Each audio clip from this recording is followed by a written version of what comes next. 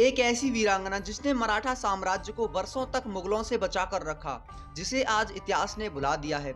मराठा साम्राज्य के वीर पुरुषों की कहानियां हम बचपन से सुनते चले आ रहे हैं।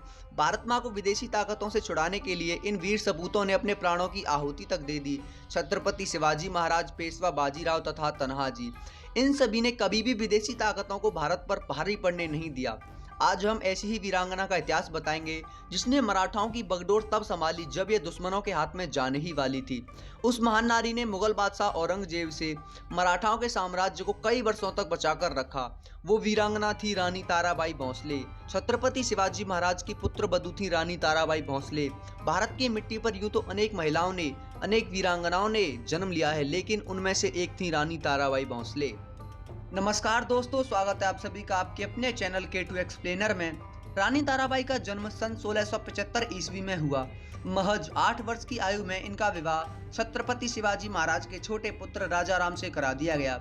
मराठा साम्राज्य पर उस समय औरंगजेब की नज़र थी।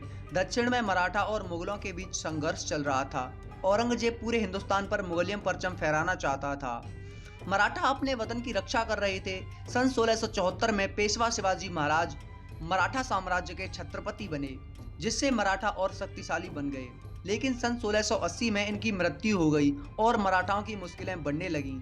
मराठाओं का अस्तित्व खतरे में पड़ गया। उसके बाद शिवाजी के छोटे बेटे संभाजी ने मराठाओं की बगडोर संभाली, किंतु सन 1689 ईस्वी में औरंगजेब ने रायगढ़ के किले पर आक्रमण कर दिया, जिसमें संभाजी और शिवाजी की पहली पत्नी की हत्या कर दी गई। रायगढ़ के युद्ध में से राजा राम तथा ताराबाई सकुशल बच निकले।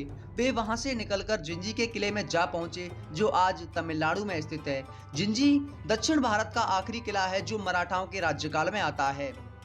लेकिन जब यह बात मुगलों के सेनापति जुल्फिर अली खान को पता चली तो उसने जिंजी के किले पर भी आक्रमण कर दिया, लेकिन वो रानी ताराबाई के सामने खड़ा न हो सका। रानी ताराबाई ने उसे मुंह तोड़ जवाब दे जिंजी के किले से भगा दिया। जुल्फिर अली खान ने सन 1690 से सन 1698 तक अपनी संपूर्ण ताकत के साथ 8 सालों तक कोशिश की, लेकिन वो जीत न सका। उसके बाद राजा राम की तबीयत बिगड़ गई, जो रानी ताराबाई के पति थे। फिर रानी ताराबाई ने मराठाओं की संपूर्ण बगडोर अपने हाथ में ली और रानी ताराबाई ने न सिर्फ किले को बचाकर रखा, बल्कि मुगलों को मराठा भूमि से खदेड़ने का प्रण भी लिया। रानी ताराबाई सकुशल बुद्धि के साथ अस्त्र शस्त्र चलाने में भी निपुण थीं। इतिहासकारों ने लिखा है कि रानी ताराबाई अपने पति से अधिक ताकतवर थी।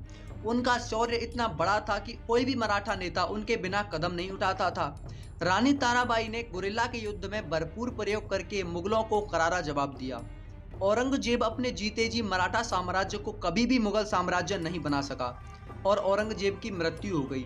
उसके बाद संभाजी के छोटे बेटे साहूजी छत्रपति बने, जो मराठाओं के राजा थे। इस वीरांगना ने अपने जीते जी कभी भी मुगल को मराठाओं के प्रति खड़ा नहीं होने की हिम्मत दी।